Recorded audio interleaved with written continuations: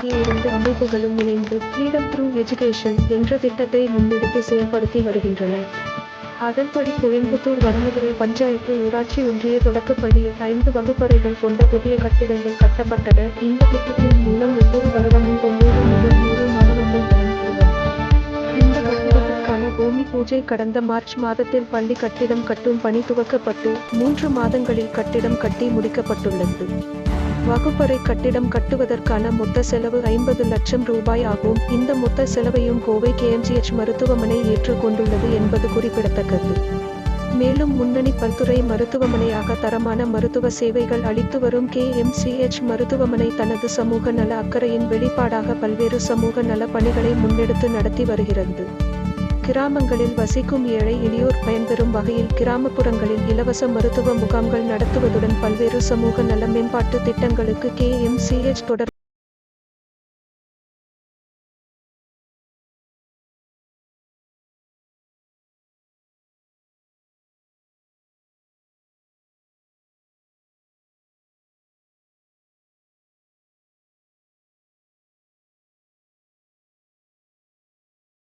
metropolitan round